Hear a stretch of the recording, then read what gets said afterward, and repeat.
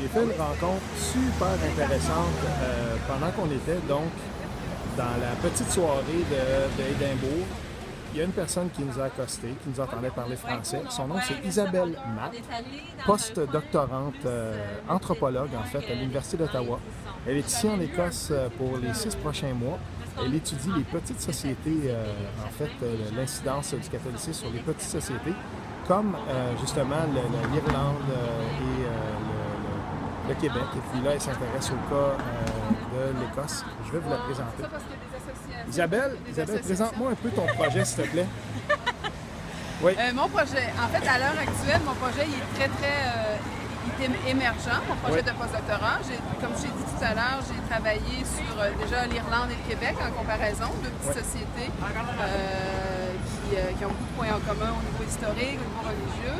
Donc, j'ai déjà un peu cette idée de comparer le Québec. En fait, c'est ça mon dada, ma passion. En fait, je suis une québéciste et mon analyse, c'est une analyse comparative, en fait. Et là, je suis en Écosse un peu, pas par hasard, évidemment. Je suis ici pour le référendum, c'est une évidence.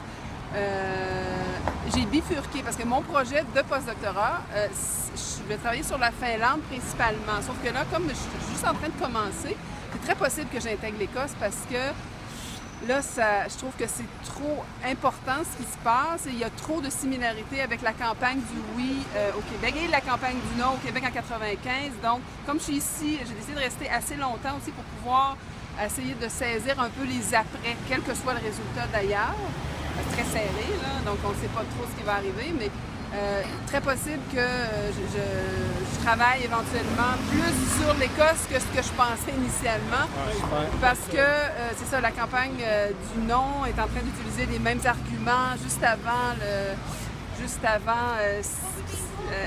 dernier jour de campagne. Là, on a vu le premier ministre qui était à Aberdeen, son premier ministre britannique à Aberdeen pour parler de l'union et à quel point c'est important, très émotif, etc. Ça ressemble beaucoup à ce qui s'est fait en 1995. Et là, peu importe le résultat, j'ai hâte de voir comment les Écossais vont réagir sur le long terme, là, enfin sur le long, court terme, enfin, dans les prochaines semaines. Voir ce que ça fait, parce que eux, c'est leur premier dans l'époque moderne, leur premier vrai référendum sur l'indépendance. Donc... il y avait eu Devo en 79, Devo Max, puis 97. Il y a eu deux autres référendums. Pour avoir le Parlement. Oui.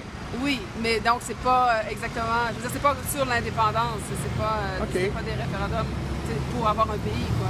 Là, c'est clair, là, c'est clairement pour avoir un pays.